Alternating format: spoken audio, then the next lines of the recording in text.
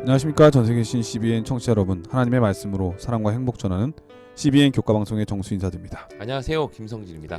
힘들고 어려웠던 2020년도에 한 해가 거의 기울어져 가고 있습니다. 희망찬 2021년도 벽두에 와 있는데요. 여러분 새해에는 복 많이 받게 되시고 늘 건강하게 되기를 주의 이름으로 축원합니다. 특별히 우리 김성진 목사님 새해 복 많이 받으시기를 빌겠습니다. 감사합니다. 2021년도에는 특별한 계획이 있으시잖아요. 네네. 네, 공부하러 또 멀리 가셔야 되는데 새해 동안에는 공부하는데도 어려움이 없고 무엇보다도 건강 많이 챙기시기를 간절히 바랍니다. 우리 청취자분들에게 목사님 덕담 한마디 해주시죠. 네. 덕담이라기보다는 올 한해 2021년이 늘 드리는 말씀인 것 같아요. 하나님의 말씀을 더 많이 이해한 만큼 그 말씀대로 더 살아갈 수 있는 한 해가 되었으면 좋겠습니다. 특히 이제 말씀을 가르치고 전하는 입장에 있는 저에게 주는 교훈인데요.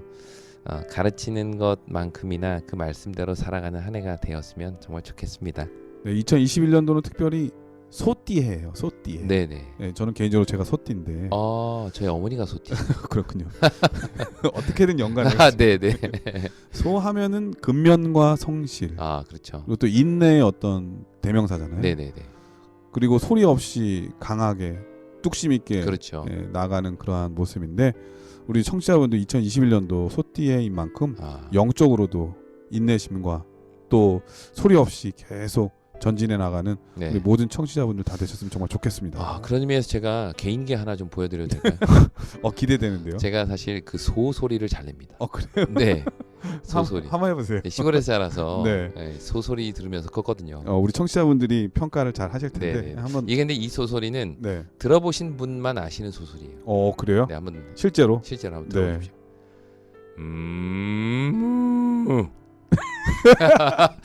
이게 마이크에 얼마나 이게 잘 담겼는지 모르겠네요. 비슷했어요. 비슷했어요? 네, 비슷했는데 네. 너무 진지하게 하니까 이게 너무 웃기네요. 이게 화면에 네네네. 담겨졌어야 되는데 우리 청취자분들이 못 보신 게 좀 아쉬운 생각이 네네. 드네요. 소리만 들으시고. 네. 어쨌든 한 해 동안에도 늘 건강하고 화목하셨으면 정말 좋겠고요. 아프지 않으셨으면 정말 좋겠습니다. 자, 이번 한 기 동안은 우리가 이사야서를 공부할 텐데요. 네네. 먼저 총론의 말씀을 부탁드리겠습니다. 네, 이사야서는 우리에게 되게 가깝고도 먼 책이죠. 이 가깝다는 의미는 우리가 잘 아는 메시아의 핸델의 메시아의 핸델이 아니라 핸델의 메시아 곡에 바로 이 이사야서의 내용을 기초로 많이 하고 있는데요. 예를 들어 우리를 위해 나셨다. 우리를 위해 나셨다. 오늘 개인기를 많이 하시는데. 우리를 위해 이 찬양 아시잖아요, 다들. 네. 크리스마스 또 연말 되고 하면 많이 부르는 그런 찬양인데요. 이 찬양이 이사야 9장 6절을 기초로 만들어졌고요. 또 우리에게 되게 익숙한 많은 말씀들이 있어요. 예를 들어 내가 여기 있나이다 나를 보내소서. 이사야 6장 8절 말씀이고요. 근데 우리가 힘들 때 듣는 말씀이죠. 두려워 말라 내가 너와 함께함이니라. 놀라지 말라 나는 내 하나님이 됨이니라. 이사야 41장 10절입니다. 또 우리가 예수님 생각하게 만드는 말씀, 그가 찔림은 우리의 허물을 인하며 그가 상함은 우리의 죄악을 인함이라. 이사야 53장 5절. 이렇게 우리에게 익숙한 찬양이나 말씀들이 이 이사야서에서부터 다 온 것들입니다. 네. 그런데 또한 이사야서는요, 우리에게는 꽤나 멀게 느껴지는 책입니다. 일단 그 내용에 대한 전체적인 이해가 부족한데요. 이 책이 어떤 배경에서 쓰여졌고 핵심 메시지는 무엇이며 무려 66장이나 되는 그 방대한 분량의 내용들이 전체적으로 어떤 흐름으로 진행되는지에 대해서는 우리가 잘 알지 못해요. 이렇게 단편적으로만 아는데 전체적인 책에 대한 이해가 많이 부족한 책 중에 하나가 이사야서라는 거죠. 그런 의미에서 이번 한 기 동안 이사야서를 함께 공부함으로 이사야를 보다 분명히 이해하는 계기가 되었으면 좋겠습니다. 66장이나 되는 거 보니까는 네네네. 마치 그 성경이 떠올라요. 그렇죠. 성경은 66권이잖아요. 맞습니다. 그만큼 방대하고 함축적인 의미가 성경을 함축적으로 다룬 게 아닌가. 그렇죠. 그런 느낌도 들어요. 맞습니다. 사실 이사야서는 별명이 있어요. 그래요? 네, 바로 구약의 복음서라고 불립니다. 왜냐하면 이사야서는요, 임마누엘이라든지 또 동정녀 탄생과도 같은 메시아 예언을 담고 있기 때문이고요. 특히 이사야 53장과 같이 예수님의 대속적 죽음을 예언하고 있는 장들도 포함되어 있기 때문입니다. 그런 이유에서인지 몰라도 신약에서 가장 많이 인용되고 있는 구약의 책 뭘까요? 이사야. 바로 이사야서입니다. 이 책의 핵심 주제는요, 이사야라는 이름에 잘 나타나 있습니다. 이사야라는 말은 여호와께서 구원하신다, 그런 뜻인데요. 다시 말해 이 책은 이스라엘 백성들을 구원하시고 회복하시는 하나님의 사랑에 대한 이야기입니다. 그 구조를 보면 되게, 아까 목사님도 말씀하셨는데 되게 간단하고 쉽습니다. 1장부터 39장, 그리고 40장부터 66장, 이렇게 두 부분으로 나눠요. 기억하기가 네. 참 쉽죠. 그러니까 성경 전체가 66권인데 구약이 몇 권이죠? 39권이 신약은 27권. 네, 이사야서 딱 그렇게 나눠집니다. 1장부터 39장, 40장부터 66장. 그 내용을 보면 앞부분은요, 유다의 죄로 인한 어떤 심판의 메시지가 주를 이루고요, 뒷부분은 회복과 위로의 메시지를 전달하고 있어요. 그래서 책의 흐름상 이사야서가 말하려고 하는 핵심은 결국 구원과 회복에 있다는 것을 알 수가 있겠죠. 그것을 위해 지금 백성들에게 회개 메시지를 힘있게 전달하고자 쓰여진 책, 그게 바로 이사야서입니다. 네, 사실 읽어보시면 다 알겠지만 전반부는 진짜 다 심판에 대한 심판에 대한 내용이에요. 이야기가 많죠. 심판이 있다가 네네. 지칠 때가 있어요. 아, 네. 근데 그거를 극복해내면 맞습니다. 네. 40장부터는 네, 구원에 대한 메시지가 또 있죠. 네, 맞습니다. 이 시대적 배경을 간단하게 좀 말씀을 드리면, 이사야서 1장 1절에 보면 그 시대적 배경을요, 우시야, 요담, 아하스, 히스기야, 이 왕들이 유다를 다스릴 때라고 말합니다. 한마디로 이사야서는 4명의 왕이 통치되는 긴 기간 동안 활동하는 그런 선지자이지요. 그런데 이 왕들의 모습을 살펴보면 물론 개인적인 차이가 좀 있긴 하지만 대부분이 전적으로 하나님을 의지하는 신실한 왕은 아니었습니다. 그나마 우시아나 히스기야 같은 경우는 하나님께서 그들을 긍정적으로 평가하시긴 했지만, 우시아 같은 경우도 뭐 직접 제사를 드리다가 문둥병에 걸리기도 하고요, 히스기야도 자신의 부함을 자랑하는 이런 아쉬운 모습을 보이기도 했죠. 이처럼 이사야가 활동하던 그 시기는 하나님을 섬기는 야훼 신앙과 아수르를 비롯한 여러 강대국을 의지하려는 마음이 뒤섞인 혼합주의 시대였습니다. 이런 상황에서 이사야는 여호와께서 구원이시다, 여호와께서 승리하신다, 오직 여호와가 너를 회복시키신다 라는 메시지를 전한 그런 선지자입니다. 그렇다면 구체적으로 어떤 배경 속에서 이러한 각각의 메시지가 전달되었고, 또 이 말씀이 오늘 우리에게는 어떤 의미가 있는지 우리 한 기 동안 기대하는 마음으로 이사야서를 시작해 보도록 하겠습니다. 예, 한 기는 13번인데 66장을 다 공부할 수는 없지만 네네. 그렇기 때문에 우리 청취자분들이 한 번쯤 이사야서를 깊이 묵상하면서 읽어볼 필요가 있지 않나 이런 생각이 들고요. 그 짧은 13번의 교까지만 여러분들이 미리 공부하고 그렇게 해서 충분한 하나님의 말씀에 대한 은혜를 많이 경험하게 되셨으면 정말 좋겠습니다. 오늘은 제1과 제목이 정체성의 위기입니다. 먼저 기억절 말씀을 읽어드리겠습니다. 여호와께서 말씀하시되 오라 우리가 서로 변론하자. 너희의 죄가 주홍 같을지라도 눈과 같이 희어질 것이요 진홍같이 붉을지라도 양털같이 희게 되리라. 이사야 1장 18절 말씀이었습니다. 자, 오늘 이사야서를 여는 첫 번째 교과 제목이 정체성의 위기입니다. 어떤 말씀인가요? 네, 오늘은요 이사야 1장 그리고 5장에 나타난 하나님의 말씀을 우리가 살펴볼 텐데요. 그 당시 이스라엘에서는 다양한 종교 활동들이 이루어지고 있었습니다. 뭐 안식일에 성회로 모인다든지 월삭에 모인다든지 다양한 제사들이 드려지고 있었는데, 그러나 하나님은 그것을 보시면서 이스라엘을 야 너희는 정말 좋은 포도가 아니라 들포도구나 라고 평가하셨죠. 이게 바로 일과에서 이야기하는 정체성의 위기입니다. 이스라엘 백성들이 자신이 보여야 할, 자신이 삶에서 나타내야 할 진정한 정체성, 참된 모습이 무엇인지를 잊고 그냥 종교적인 행위에만 얽매여 살아 있었던 것이죠. 이런 자들을 향해 하나님은 어떤 말씀을 하셨고, 또 하나님께서 그들에게 진정 원하시는 삶의 모습은 무엇인지 우리 일과를 통해서 함께 살펴보도록 하겠습니다. 이 말씀을 통해서 우리의 정체성, 나의 정체성을 한번 생각해 볼 수 있는 시간이 될 것 같습니다. 그럼 말씀에 앞서 참여 듣고 시작합니다. 여기는 말씀의 방송 CBN 코리아입니다.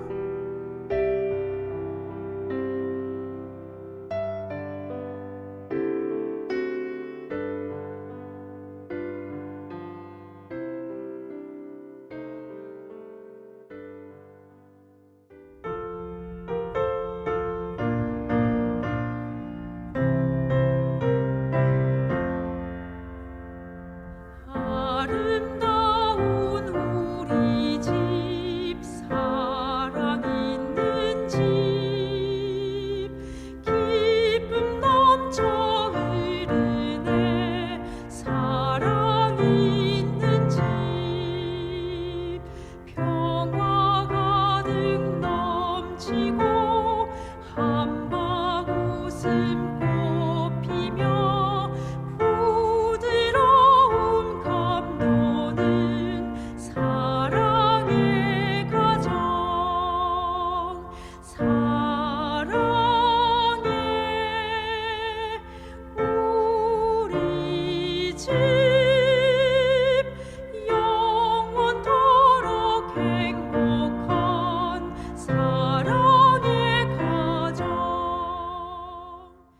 예, 참이 잘 들었습니다. 1월 소지는 하늘이여 들으라라고 하는 제목인데 어떤 말씀인가요? 네, 이사야 1장을 가리켜 흔히 언약 소송이라고 부릅니다. 언약을 맺은 두 당사자 가운데 어느 한쪽이 언약을 깨뜨렸을 경우에 그 언약의 기초에 해서 고소장을 제시하는데요. 이때 필요한 사람이 바로 누굴까요? 증인입니다. 증인. 여기서 말하는 증인이란 언약을 맺을 때뿐만 아니라 언약을 어긴 모든 상황에 대해서 보고 듣고 말할 수 있는 사람이어야 하겠죠. 이러한 언약 소송은 이 고대 근동 지역의 개인 간 혹은 국가 간에 이루어지는 소송의 형태인데요. 성경은 이 책이 기록될 그 당시의 문화를 통해서 하나님과 이스라엘 백성들 간의 관계를 이렇게 표현하고 있는 것이죠. 그 내용은 이렇게 시작이 됩니다. 이사야 1장 2절입니다. 하늘이여 들으라 땅이여 귀를 기울이라 여호와께서 말씀하시기를 내가 자식을 양육하였거늘 그들이 나를 거역하였도다. 네, 고대 근동에서는 일반적으로 큰 규모 간의 언약이나 중요한 언약일 경우에 그 신들을 그 언약의 증인으로 삼습니다. 왜냐하면 신이야말로 그 모든 내용을 다 알고 있는 존재들이기 때문이죠. 하지만 성경은 신들을 증인으로 부르는 대신 여기 보면 하늘이여 들으라 땅이여 귀를 기울이라 라고 하면서 하늘과 땅을 증인으로 세우고 있어요. 이 언약 소송의 증인이 바로 하늘과 땅입니다. 저도 어렸을 때 이런 거 많이 했는데. 네네. 예. 너 하늘만큼 땅만큼 어. 뭐 이런 거 얘기하면서 그 다음에가 중요한데요. 네? 하늘만큼 땅만큼 그다음 뭐죠? 그 다음에요? 네. 언약을 기억. 아 그때도 하늘과 땅을 증인으로 선택을 하셨군요. 그렇죠. 네. 어, 되게 성서적인. 그러니까 지금 생각해 보면 우리 어렸을 때 네네. 그렇게 말하고 했던 게 다 성서적이었네요. 아 몰랐지만. 몰랐지만. 네네. 이 당시도 그랬겠죠 아마. 아 이 당시는 알고 그랬겠죠. 아유. 네. 어쨌든 이렇게 하늘과 땅을 증인으로 부르는 이유는요. 아마도 처음으로 이 지구가 존재할 때부터 이를 향한 하나님의 사랑, 더 나아가 이스라엘 백성을 선택하시고 그들을 여기까지 인도하신 그 하나님의 사랑을 처음부터 묵묵히 지켜본 존재가 바로 하늘과 땅이기 때문일 것입니다. 이렇게 증인을 세운 이후에 곧바로 고소장의 핵심 내용이 나오는데요. 내가 자식을 양육하였거늘 그들이 나를 거역하였도다. 이것이 언약 소송의 핵심입니다. 하나님께서는 이스라엘 백성들을 자식 양육하듯 길러주셨는데 그들은 오히려 하나님을 거역했다는 거죠. 이러한 배신 또는 불효가 얼마나 엄청난 것인지 그 다음 절에서 이렇게 묘사합니다. 1장 3절입니다. 소는 그 임자를 알고 나귀는 그 주인의 구유를 알건만은 이스라엘은 알지 못하고 나의 백성은 깨닫지 못하는도다 하셨도다. 네, 여기에는 소와 이스라엘을 서로 이렇게 대조해서 보여주고 있어요. 소는 그 주인을 안다. 누가 내 주인이고 누가 내 필요를 채우시는 존재인지를 안다는 말이겠죠. 올해가 소띠인데. 올해가 그러네요. 네. 의미가 시작부터 소. 네네. 근데 이 소는 충실한 소인데 네네. 소보다도 못한 사람에 대해서 지금 말씀하시는 거 아니에요? 정확히 말씀하셨습니다. 하지만 이스라엘 백성들은 자신의 주인이 누구인지조차 또 내 허기와 필요를 채울 존재가 누구인지 전혀 모른다는 거죠. 그들의 삶을 언제나 채워주시겠다고 약속하신 그 하나님과의 언약이 있음에도 불구하고 도움이 필요할 때나 배가 고플 때 여러 강대국들 사이에서 정치적으로 이리 기웃 저리 기웃하며 살아가는 그런 이스라엘을 보면서 하나님께서 이런 말씀을 하신 겁니다. 근데 여기서 굳이 소라는 존재를 대조시킨 이유는 아마도 지금 이스라엘이 하는 행동이 흔히 말하는 짐승만도 못한 행동이라는 사실을 지금 보여주고 있는 것 같아요. 말 못하는 짐승도 그 주인을 아는데 이스라엘은 그 너무도 단순한 미물보다도 못한 행동을 하고 있다는 겁니다. 그러니까 자연의 이치를 알고 그것을 따라 살아가는 짐승도 하지 않는 그 일을 지금 이스라엘 백성들이 하고 있다는 거죠. 혹시 이것이 오늘 우리의 모습이 아닌지 우리는 자신을 살필 필요가 있습니다. 우리는 예수 그리스도를 향한 믿음을 통해서 그분의 자녀가 되었죠. 그런데 우리의 삶의 현장에서 우리는 얼마나 그분을 기억하고 살고 있느냐는 겁니다. 소도 제 주인을 알고 자신의 허기를 채워줄 그 주인의 구유가 어디 있는지를 다 알고 있는데 과연 우리는 무엇을 통해 허기를 달래고 있습니까? 외로움의 허기, 분노의 허기, 또 미래에 대한 불안의 허기, 또 경제적으로 건강상의 문제로 고통당하는 수많은 허기를 느낄 때 그 가운데 우리는 그 허기를 채우기 위해서 누구의 구유에 얼쩡거리고 있느냐는 거죠. 소는 그 임자를 알고 나귀는 그 주인의 구유를 알건만은 이스라엘은 알지 못하고 나의 백성은 깨닫지 못하도다. 혹시 이 모습이 우리의 모습이 아니기를 간절히 바랍니다. 나와 맺은 하나님과의 언약이 끝까지 나를 붙드시고 이끄실 것임을 믿고 오직 하나님께만 의지하고 나아가는 올 한 해가 되었으면 좋겠습니다. 네, 1월 소지는 하늘이여 들으라라고 하는 제목인데요. 사실 우리의 언약 관계가 하늘과 땅 모든 증인들 앞에서 한 내용인데 네, 금방 잊어버린다고 하는 거죠. 네, 네, 사실 우리도 어렵고 힘들 때 하나님 찾잖아요. 네, 네. 근데 금방 그 문제가 해결되면 언제 그랬냐는 듯 하나님의 은혜를 잊어버릴 때가 많거든요. 오늘 다시 한번 나에게 베푸신 하나님의 은혜를 생각하면서 하나님께 내가 서원한 것은 무엇인지, 그리고 나는 하나님의 자녀답게 살아가고 있는지 그런 생각을 한번 해볼 필요가 있지 않나 하는 생각이 듭니다. 월요일 소지는 부패한 의식주의라고 하는 제목인데요. 어떤 말씀인가요? 네, 하늘과 땅을 증인으로 부르면서 시작된 이 언약 소송은 10절부터는 본격적으로 이스라엘 백성들이 어떤 잘못을 했는지를 아주 구체적으로 나열하고 있습니다. 먼저 1장 10절 말씀 보시겠습니다. 너희 소돔의 관원들아 여호와의 말씀을 들을지어다. 너희 고모라의 백성아 우리 하나님의 법에 귀를 기울일지어다. 네, 하나님께서는 이스라엘 백성을요. 여기 보니까 소돔의 관원들, 고모라의 백성들이라고 말씀하십니다. 소돔과 고모라 하면 사실 심각한 죄로 인해 하늘로부터 직접적인 심판을 받은 곳으로 유명하죠. 네. 그런데 이런 도시의 모습이 마치 지금 이스라엘의 모습과 차이가 없다는 것이죠. 그렇다면 과연 이스라엘의 어떤 모습 때문에 하나님께서는 그들을 소돔과 고모라라고 말씀하셨을까요? 13절과 14절 보시겠습니다. 헛된 재물을 다시 가져오지 말라. 분향은 내가 가증히 여기는 바요. 월삭과 안식일과 대회로 모이는 것도 그러하니 성회와 아울러 악을 행하는 것을 내가 견디지 못하겠노라. 내 마음이 너희의 월삭과 정한 절기를 싫어하나니 그것이 내게 무거운 짐이라. 내가 지기에 곤비하였느니라. 네, 지금 하나님께서 문제 삼으시는 것은 그들이 드리는 제물과 분향, 더 나아가 매 월삭과 안식일에 성회로 모이는 그들의 종교적인 행위였습니다. 예배에 대해서 지적하고 계신 거네요. 네, 사실 이것은요 하나님께서 모세를 통해서 이건 다 하라라고 하신 그런 내용들이거든요. 그런데 여기서는 월삭과 정한 절기를 싫어한다라고 말씀하십니다. 오히려 그 모든 종교 행위들이 하나님의 마음에는 무거운 짐이 되어버린 거죠. 그 이유가 과연 무엇일까요? 종교 행위가 이토록 가증히 여기는 바가 된 이유는 무엇일까요? 그게 16절과 17절에 나옵니다. 너희는 스스로 씻으며 스스로 깨끗하게 하여 내 목전에서 너희 악한 행실을 버리며 행악을 그치고 선행을 배우며 정의를 구하며 학대받는 자를 도와주며 고아를 위하여 신원하며 과부를 위하여 변호하라 하셨느니라. 네, 하나님께서 이스라엘의 종교 행위들을 가증히 여기시는 이유는 종교 행위 자체의 문제라기보다는 그들의 일상의 문제였습니다. 그들의 일상에서 정의를 버리고 약자들을 학대하며 고아와 과부를 착취하는 이 일에 손을 들어주는 그들의 삶이 오히려 하나님으로 하여금 그들의 종교 행위에 대한 강한 거부 반응을 보이게 만든 것이죠. 한마디로 여기에 나타난 이 언약 소송의 핵심은요. 그들의 종교 행위에 있는 것이 아니라 그들의 일상생활에 있었습니다. 신앙과 일상을 구분하고 성전 안에서의 거룩과 시장에서의 정직이 구분되며 또 제단에서의 자비와 법정에서의 공의를 전혀 별개의 것으로 여기는 그들의 모습이 하나님으로 하여금 그분의 마음을 무너지게 만든 것이죠. 이것이 바로 소돔과 고모라의 죄악이라는 거예요. 우리는 흔히 소돔과 고모라의 죄를 생각하면 단순히 어떤 성적인 타락이나 동성애 이런 것들을 생각을 하는데요. 그러나 오히려 이사야서 1장은 소돔과 고모라로 대표되는 이스라엘의 모습은 지극히 종교적이고 신앙적이며 율법적인 모습이었습니다. 매 월삭과 안식일에 성회로 모이고 여전히 제단에는 제물들이 올려지고 분향단에는 향이 오르고 절기만 되면 수많은 백성들이 모여 아주 성대한 집회를 열었죠.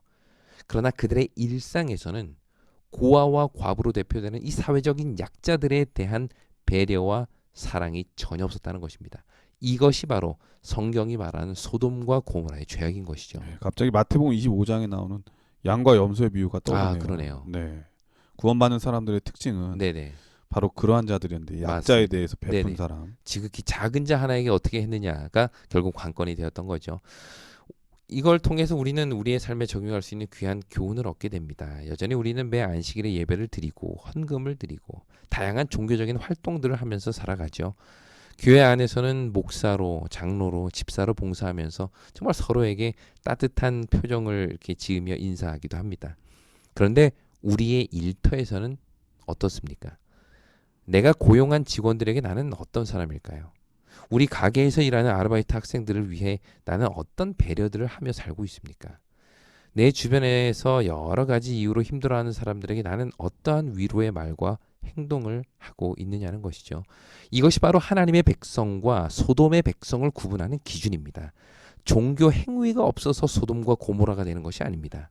신앙 없는 일상, 사랑 없는 형식, 이것이 그들을 소돔과 고모라로 만드는 것이죠.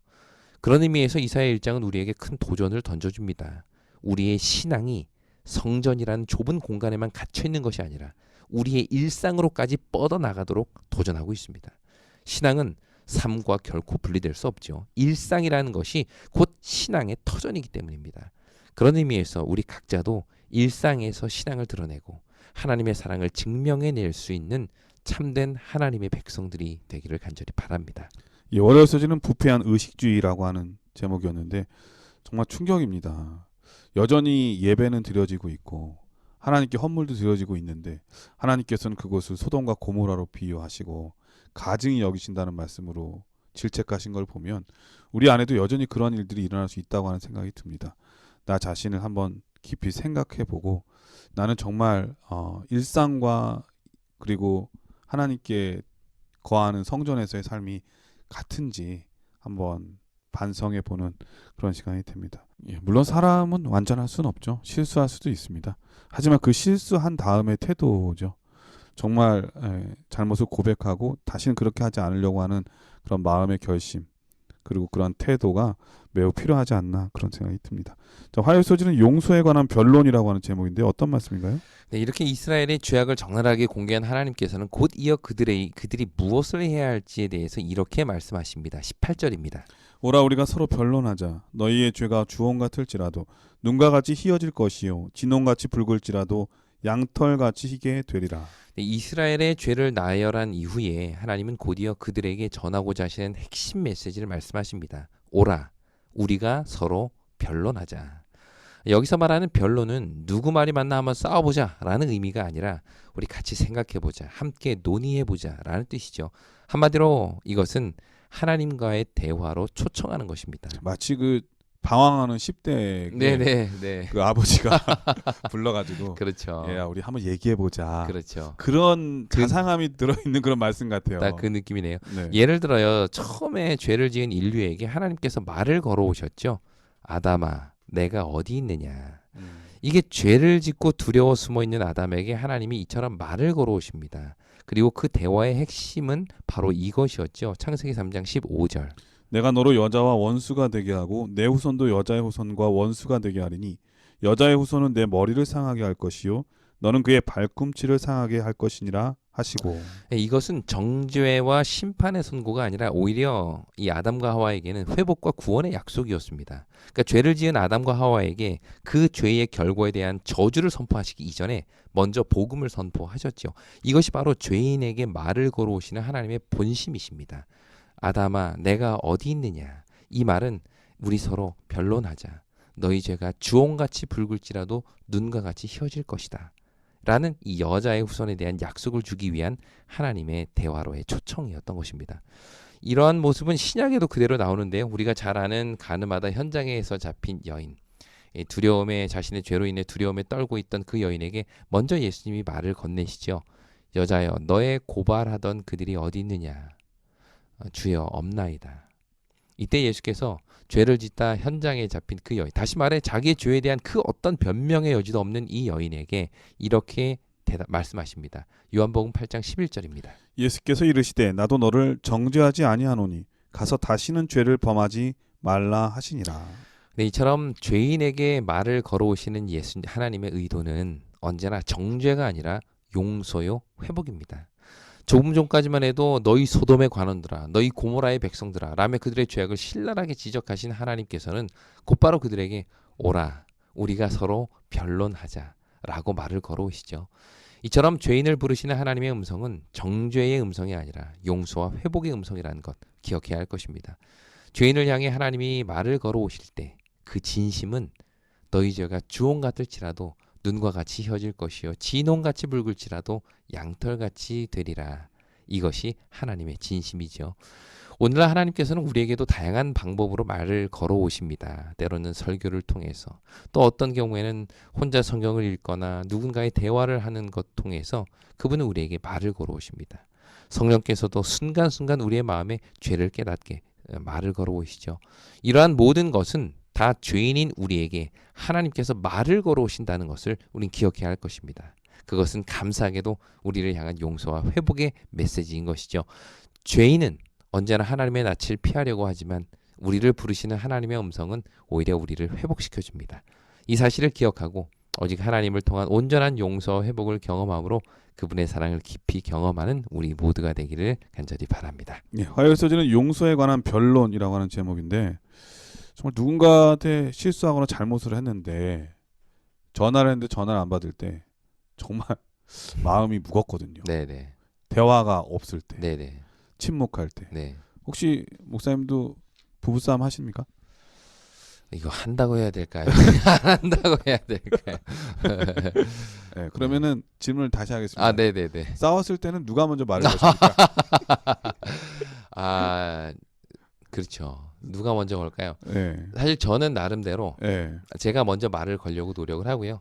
제 아내도 본인이 먼저 말을 걸려고 노력을 합니다. 아, 그래요? 네네. 정말 좋은 부부시네요.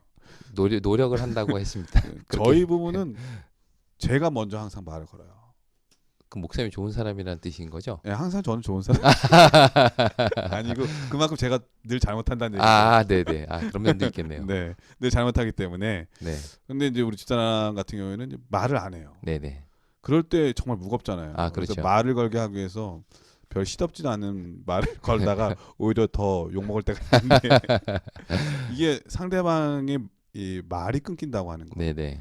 이 언어가 네네. 끊긴다고 하는 건 정말 엄청난 이 충격이거든요. 맞아요, 맞아요. 그런데 이제 잘못한 사람의 입장에서는 먼저 말 걸기도 참 어려운데 어렵죠. 네, 하나님께서 먼저 우리에게 이렇게 변론을 하자고 네네. 다가오시는 것은 네네. 죄인에게 있어서는 엄청난 축복이죠. 맞아요. 사실 저는 아이들 키우면서 그거 많이 느끼거든요. 네. 아이들이 잘못할 때 되게 심하게 혼날 때가 있잖아요. 그러면 이제 맞습니다. 아이는 완전히 이렇게 위축이 돼서 꽁해 있는데 그때 제가 이렇게 먼저 팔을 딱 벌리고 이렇게 안아주는 포즈를 취하면 그렇게 웅크려 있던 애가 갑자기 이렇게 마음을 피면서 아빠한테 이렇게 달려와서 안겨요. 울다가 그리고 와서 이제 울면서 마음의 위로를 얻죠. 그러니까 먼저 이렇게 하나님이 죄인에게 말을 걸어주시고 팔을 벌려서 이리 오라고 내가 품어주겠다고 너희 죄가 주홍 같을지라도 눈과 같이 희게 되겠다고 할 때에 그 아빠한테 달려가는 그 아이의 마음 그게 어찌 보면 하나님께 달려가는 우리의 마음이 되어야 되지 않을까라는 생각이 듭니다.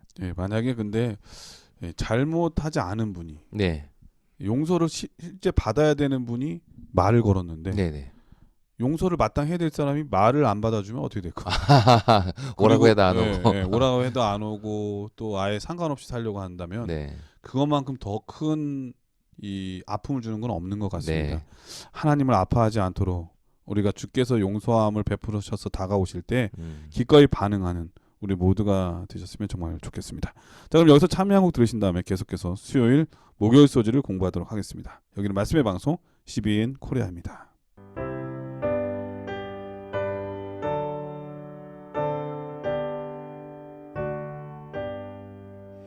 주여 옛날에도 같이 주와 동행 원하오니 길어마다 거칠어서 행할 길을 모를 때에 나의 손로 잡으시고 나와 동행하옵소서. 예, 수요일 서지는 먹을 것인가 먹힐 것인가 이상하네요 제목이.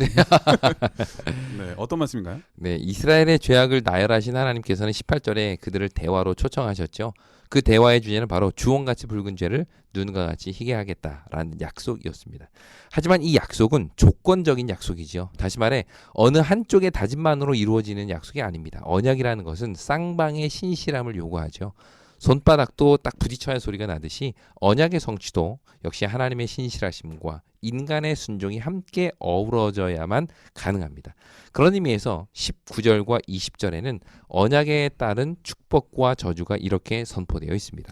너희가 즐겨 순종하면 땅의 아름다운 소산을 먹을 것이요 너희가 거절하여 배반하면 칼에 삼켜지리라. 여호와의 입의 말씀이니라. 네, 땅의 소산을 먹는다. 이것은 어찌 보면 당연한 일이죠. 네. 내가 심은 땅에서 나는 열매를 내가 먹는 건 지극히 자연스러운 이치입니다. 사사기에 보면은 안 네. 그런 적도 있었잖아요. 안 그런 적 미디안이 쳐들어왔을 때 다 그렇죠. 가져가고. 그렇죠. 이건 정말 이 내 소산에 있는 것을 내가 먹는 것도 축복이라는 것을 그렇죠. 새삼 느끼게 되죠. 맞습니다. 맞습니다. 그런 말씀하신 것처럼 이 당연한 결과는 하나님께서 주신 복이라는 것을 성경은 이야기를 합니다. 특히 가나안 땅에서는 더욱 그런데요. 이 신명기 11장 11절에 보면 가나안 땅은 어떤 땅이냐면 산과 골짜기가 있어서 하늘에서 내리는 비를 흡수하는 땅이라고 이야기를 해요.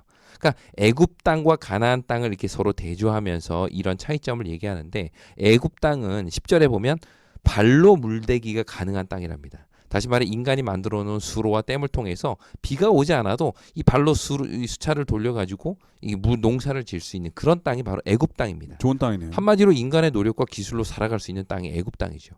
반면에 가나안 땅은 그런 땅이 아니라 비를 다 흡수하는 땅입니다. 이 말은 인간이 아무리 수고하고 기술로 물을 저장했다 하더라도 그것을 사용할 수 있는 땅이 아니라 하늘이 비를 내려줘야 농사가 가능한 땅이 가나안 땅입니다. 네. 그러니까 이른 비와 늦은 비가 때에 따라 적당히 내려줄 때 비로소 그 땅의 소산을 사람들이 먹을 수 있는 거예요. 한마디로 천수답이네요. 전수답이죠. 네. 맞습니다. 그런 의미에서 가나안 땅에서 소산을 먹는다는 것은 하나님의 돌보심과 인도하심이 함께 했다는 뜻이에요. 그분께서 우리의 삶을 돌아보시고 적당한 때에 비를 내려주셨다는 의미입니다. 그러한 땅에서 그 땅의 소산을 먹는 것 자체가 하나님께서 주신 복이라는 거죠. 그러니까 우리도 살다 보면 오늘날 내가 누리고 있는 것이 우리에게는 되게 당연한 것으로 생각될 때가 있어요. 맞아요. 내가 누리고 있는 경제적인 상황이라든지 가족들의 건강 또 자녀들의 안녕 또 아주 평범한 삶들이 너무도 당연한 일상처럼 느껴질 때가 많이 있습니다. 그래서 이게 전혀 하나님께서 주시는 복이라고 생각을 못하죠. 어떤 면에서 그게 제일 좋은 복인데. 제일 좋은 복인데 예. 하지만 사실 이 평범한 일상 자체가 복이라는 것을 우리는 성경을 통해서 알게 됩니다. 때를 따라 비를 주시고 필요를 채우시는 하나님의 그 권고하심이 없이는 내가 내 땅의 소산을 먹는 일이 불가능한 땅이 바로 가나안 땅이거든요. 네, 우리는 지난 1년 동안 깨달았잖아요. 네, 그렇죠. 맞아요. 2020년 동안 네. 지극히 평범함이 깨졌을 때 네네. 우리가 얼마나 지극히 평범함이 행복한지를 새삼 느끼는 한 해였죠. 맞습니다. 그래서 되게 평범하고 당연한 것 같아 보이지만 이렇게 그 땅의 소산을 먹고 사는 것 이것이 바로 하나님을 믿고 살아가는 자들의 삶입니다. 반면에 언약을 지키지 않고 또 순종하지 않으면 이런 저주가 임하는데요. 신명기 28장 30절에 보면 포도원을 심었으나 내가 그 열매를 따지 못할 것이다. 또 33절에 보면 내 토지 소산과 내 수고로 얻은 것을 내가 알지 못하는 민족이 먹겠다. 그러니까 완전 반대 얘기를 하는 거예요. 너희들이 수고해서 얻은 소산을 남들이 다 가져가겠다. 이처럼 신명기에 나타난 저주는 그동안 백성들이 당연하게 생각했던 것들. 다시 말해 내가 내 땅에서 내 땀 흘려 얻은 것은 다 내 것인데 뭐가 당연하지 뭐 라고 생각했던 모든 것들을 잃어버리게 된다는 겁니다. 그런데 재미있는 사실은요.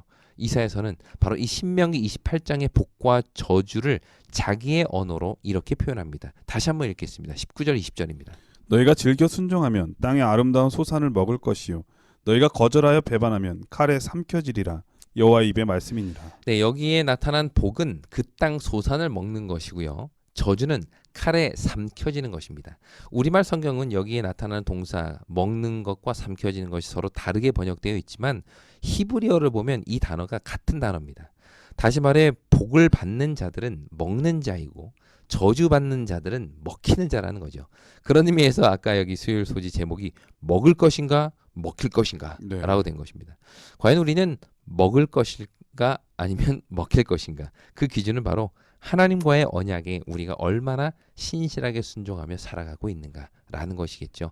하나님께서 약속하신 축복은 결국 우리에게 달려 있습니다. 하나님과의 언약의 신실한 삶을 삶으로 우리 그분께서 준비하시는 축복을 마음껏 받아 먹히는 자가 아닌 먹는 자가 되기를 간절히 바랍니다. 네, 수요 소지는 먹을 것인가 먹힐 것인가. 사실 이 먹는다고 하는 게 지극히 일상적인 건데 네네. 그 일상적인 것이 얼마나 큰 축복인가를 한번 생각해 보는 것이고요. 그런 일상적인 것이 깨져서 다른 사람의 것으로 다 돌아갈 때에 그게 얼마나 또 괴로운 일인지 느끼게 된다고 하는 것이죠. 지난번 목사님 생각나십니까? 네. 저랑 목사님하고 녹음할 때 네. 제가 게으른 자들에게 받는 하늘의 벌 벌 2가지 두 가지 기억납니다. 어떤 거죠? 일단 다른 사람이 내가 누릴 복을 네, 내가 게을러 가지고 네, 성공 못하는 것, 다른 사람이 성공하는 걸 바라보는 바라보는 거, 거. 아, 그리고 내가 실패하는 것. 네네. 이 2가지 벌이라고 말씀드렸는데 네. 오늘 말씀이 꼭 똑같네요. 네네. 네, 하나님께서 우리에게 함께해 주실 때, 또 그분 안에 있을 때 누리는 복은 어떤 면에서 깨닫지 못할 만큼의 일상적이고 평범한 것인데 그것이 얼마나 큰 평안이고 복음인지 또 행복인지를 새삼 깨닫게 해주셨습니다. 여러분들이 누리고 있는 모든 것들 하나님께서 주신 은혜라고 하는 걸 다시 한번 깊이 생각하는 그런 교과 시간이 되셨으면 좋겠습니다. 자, 목요일 소지는 불길한 사랑의 노래라고 하는 제목인데요. 자, 오늘 제목들이 매우 센세이션합니다. 네, 심상치 않죠. 네, 심상치 않아요. 어떤 네. 말씀인가요? 네, 이사야 5장입니다. 목요일 서지에서는 이제 5장을 살펴볼 텐데 5장에는 사랑의 노래가 기록되어 있어요. 그런데 아까 여기 제목처럼 그냥 사랑의 노래가 아니라 불길한 사랑의 노래입니다. 왜 그럴까요? 그것은 아마도 기대와 결과가 서로 다르기 때문일 것입니다. 여기 4절에 보면 이런 내용이 나와요.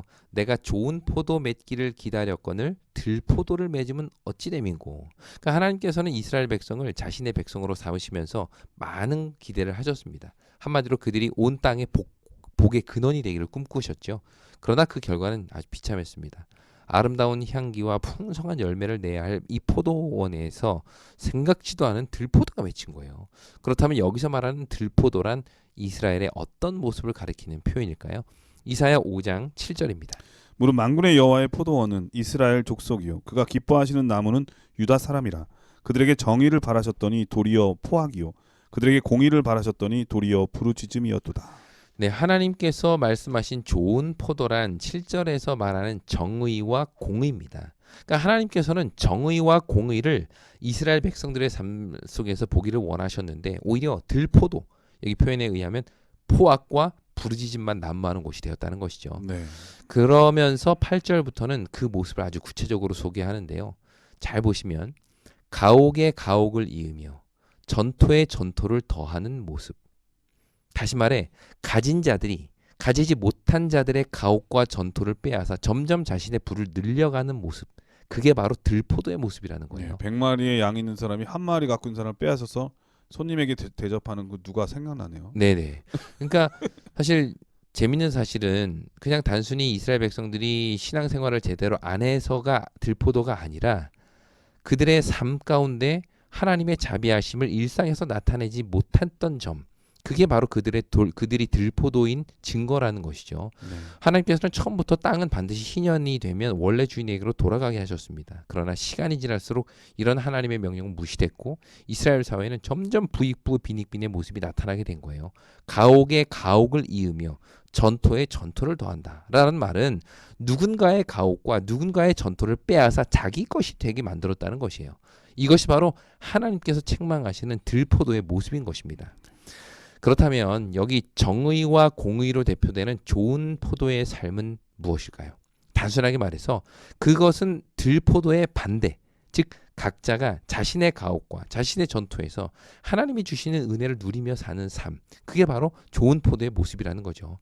이것이 하나님께서 원하시고 바라시는 이스라엘의 모습입니다. 그분이 바라시는 정의와 공의, 그것은 어쩌면 온 백성이 하나님의 은혜 안에서 그분이 주시는 땅의 소산을 먹으며 사는 그 일상 자체가 하나님의 복이라는 것이죠. 예, 사실 하나님께서는 뭐 우리가 부자가 되는 거를 하지 말라고 하시는 분은 아니세요. 네, 다만 인색한 부자, 네, 나만 아는 부자, 그런 사람이 되지 말라고 하는 것이죠. 그렇죠. 일상생활에서 하나님의 자비하심을 보여줘야 되고 그분께서 얼마나 선하신지를 보여줘야 되는데 우리가 너무 인색하게 살지 않나 그런 생각이 듭니다. 예, 사실 오늘날 자본주의 사회에서는요, 이런 이야기가 다 좀 꿈 같은 내용이에요. 더 많이 가진 자가 더 강한 자가 되고, 또 더 강한 자가 더 많이 갖게 되는 것이 하나의 기본적인 원리로 작동하는 이 사회 속에서 이런 메시지는 좀 시대착오적인 기별처럼 느껴집니다. 그러니까 가옥에 가옥을 이으며 전투에 전투를 더하는 것이 어찌 보면 가장 지혜롭고 현명하게 사는 길이기 때문이죠. 그런 사람들도 부러워하잖아요. 네, 그렇죠. 네. 사실 아파트 값이 날이 갈수록 뛰고 자고로 남은 땅값이 올라 있는 이 사회에서 어떻게든 눈에 불을 켜고 더 많은 땅, 더 좋은 가옥에 투자해서 사는 것이 아주 현명한 산처럼 보이죠. 그것에 무지하고 무관심한 것이 오히려 미련한 것처럼 생각되는 세상입니다. 물론 고대 이스라엘 사회적 상황과 오늘날 21세기 한국 사회를 그대로 연결시켜서 해석하는 것은 분명히 성경 해석에 대한 무리가 있습니다. 가옥에 가옥을 잇고 토지에 토지를 더하는 것이 이런 거에 대한 이 부정적인 메시지가 뭐 오늘날 부동산 투자하지 마라라는 의미는 분명히 아닐 겁니다. 네, 부자가 되지 말라는 뜻도 그런 아니고요. 뜻도 아니고요. 그러나 분명한 것은 그 속에 담겨 있는 원리는 여전히 오늘날에도 작동한다는 것이에요. 그 원리라는 것이 바로 공의와 정의입니다. 그들에게 정의를 바랬더니 도리어 포악이요. 그들에게 공의를 바랬더니 도리어 부르짖음이었다. 이 시대에 필요한 공의와 정의는 무엇일까요? 이 사회가 요구하는 공의와 정의는 뭘까요? 우리 오늘날 한국 사회에서 교회가 등불이 되어서 이 사회의 어두운 곳을 비춰야 할 곳은 어디일까요? 우리에게는 이런 고민이 필요하다는 겁니다. 모두가 다 자신의 배를 불리고 자기의 영역을 확장하는 일에만 매달려 있을 때 우리의 관심은 어쩌면 하나님께서 원하시는 좋은 열매, 즉 이 사회에서 정의와 공의를 이루는 일, 그 일이 우리의 주된 관심사가 되어야 하지 않을까요? 그 우리 사회의 정의와 공의가 무엇인지는 우리 각자가 고민해야 할 우리 각자의 몫이겠죠. 내가 있는 삶의 현장에서, 내 직장과 내 가정에서 과연 나는 어떻게 약자들을 배려하고 그들에게 정의와 공의를 나타낼 수 있을까? 이것을 고민하며 조금씩 이루어 나갈 때 하나님께서는 분명 우리를 보시면서 좋은 포도다라고 말씀하실 것입니다. 이런 모습이 우리의 삶의 목표가 되길 간절히 바랍니다. 예, 목요일 소지는 불길한 사랑의 노래라고 하는 제목인데요. 2021년도가 다가온다는 것은 어떤 면에서 우리가 기회를 얻은 거죠. 그렇죠. 좋은 포도를 얻을 수 있는 좋은 기회를 얻은 거죠. 예, 불길한 노래가 되지 않도록 아름다운 사랑의 노래가 되도록 여러분들의 삶이 하나님과 연결되기를, 그리고 또 좋은 열매 맺기를 주의 이름으로 축원드립니다. 우리 목사님께서 이번 교과를 간략하게 정리해 주시고 기도하고 마치도록 하겠습니다. 네, 오늘 우리는 이사야 1장과 5장에 나타난 이스라엘 백성들의 모습과 또 그들을 향한 하나님의 마음을 살펴보았습니다. 한마디로 요약하면 하나님께서는 그들의 삶에서 공의와 정의를 보기를 원하셨으나 오히려 자신의 이익만을 추구하며 약자들을 압제하는 모습을 보여왔죠. 물론 그들은 여전히 월삭과 안식일에 성회로 모이고 헌물과 제물을 드리며 다양한 종교 활동들을 하고 있지만 그들의 삶의 현장에서는 공의와 정의가 사라진 것입니다. 이것이 오늘 우리에게 던지는 도전은 무엇일까요? 과연 내 삶에서 요구하시는 공의와 정의는 뭘까요? 이것이 우리의 고민, 2021년 한 해 동안 매 순간 우리가 고민하고 생각해야 할 주제가 되었으면 좋겠습니다. 그리고 미미하게나마 그 정의를 우리의 일상에서 추구하며 살아가게 되기를 간절히 바라면서 오늘 일과 말씀을 마치겠습니다. 예, 목사님의 기도로 교과를 마치겠습니다. 네, 함께 기도하겠습니다. 하늘에 계신 아버지 하나님, 오늘 이사야서 첫 포문을 여는 말씀을 통해서 우리의 삶을 돌아보게 하시니 감사합니다. 아멘. 신앙을 하는 것이 신앙 행위, 종교 행위 혹은 성전 안에서의 삶이 아니라 그것을 넘어 우리의 일상으로까지 뻗어나가게 하시고 매일의 삶에서 공의와 정의를 이루며 사는 우리 모두의 삶이 되게 인도하여 주시옵소서. 아멘. 예수님의 이름으로 기도드립니다. 아멘. 네, 전 세계 계신 CBN 청취자 여러분, 2020년도는 코로나 때문에 정말 우리의 일상이 다 망가진 한 해였던 것 같습니다. 그러다 보니까 다른 사람에 대해서 더 무관심해지지 않았나 이런 생각이 들거든요. 2021년도에는 그 전보다 더욱 가깝게 지내고 더 어렵고 힘든 사람에게 관심을 베푸는 좋은 열매를 맺는 한 해가 되기를 주의 이름으로 축원드립니다. 우리 목사님 이제 다음 기 첫 과에 뵙겠네요. 네. 와, 너무 멀어. 너무 멀어요. 네. 항상 건강하시고요. 멀리 계시지만 마음으로 응원하도록 하겠습니다. 네, 우리 감사합니다. 많은 청취자분들이 기도하고 계시니까 네네. 목사님도 힘내시고요. 우리 청취자분들 한 해 동안 수고 많으셨고요. 새해 복 많이 받게 되기를 주의 이름으로 축원드립니다. 건강하세요. 안녕히 계십시오. 안녕히 계세요.